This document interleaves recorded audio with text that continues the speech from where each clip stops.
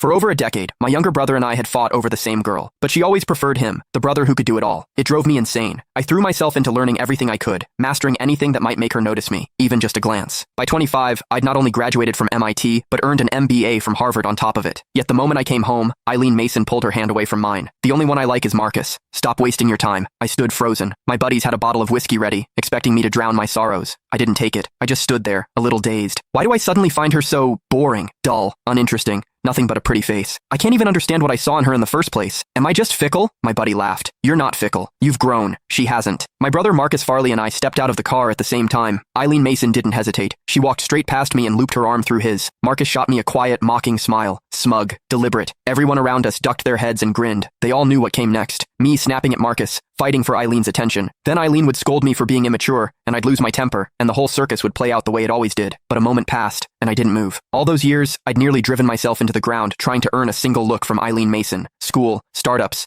building a media brand from nothing, after navigating boardroom politics, after rubbing shoulders with people who shaped policy at the highest levels. Marcus's little routine? It was laughable. I kept my expression neutral and handed the gift bags to one of the housekeepers. From my parents, for Mr. and Mrs. Mason. Marcus's smile faltered. Eileen frowned and glanced at me. Inside the villa, I noticed the dining room table had only 4 chairs. Mr. Mason, Mrs. Mason, and Eileen already accounted for 3. Marcus let out a soft laugh. Sorry, bro. Forgot to mention you were coming too. Looks like they didn't set a place for you. Why are you apologizing for that? Eileen turned a cold gaze on me. Russ Farley. Marcus didn't do it on purpose. Just go get yourself a chair. There's no need to make him feel bad about it. It was always like this. Eileen always took Marcus's side without question. But the strange thing was, I genuinely felt nothing. I couldn't even remember why I'd fought so bitterly with my brother over her in the first place. Miss Mason, I haven't said a single word yet. Eileen blinked. In the past, I would have already been shouting, accusing Marcus of his passive-aggressive games. Bro, you're upset. Marcus stepped forward. Don't be mad. I'll go grab you a chair. He moved to get one, but Eileen caught his arm and pulled him back. She looked at me, her voice ice cold. This is the Mason house, not a place for you to throw your weight around. If you don't want to get the chair yourself, then don't bother staying for dinner. A few of the housekeepers couldn't hold back their laughter. I caught someone whispering, watch, he'll go fetch it himself like a puppy. Please, when has he ever not swallowed his pride just to sit a little closer to Miss Mason? That won't be necessary. I smiled faintly. I only came to drop off gifts for my parents. I wasn't planning to stay for dinner. Besides, I have somewhere to be. Enjoy your evening. Eileen stared at me. Something unfamiliar flickered across her face. I didn't acknowledge it. I turned and walked out, my stride unhurried. Behind me, Marcus's voice carried a note of wounded confusion. What's so urgent that you have to rush off, bro? Was he actually upset with me? Is that why he didn't stay? Eileen watched as I got into the car and drove away. A slight frown creased her brow. Don't worry about it. Marcus let out a cold laugh. A few years abroad, and his little jealousy games have gotten more sophisticated. I'll give him that. Playing hard to get now. Honestly, I'm starting to wonder if one day you might actually... Eileen pressed a finger to his lips. I told you, you're the only one I want. The truth was, I really did have things to do. I'd started an internet company with a college friend. Business was picking up fast, and I had a dinner meeting with a client that night. My partner sent me a message. Heard you're back in the country.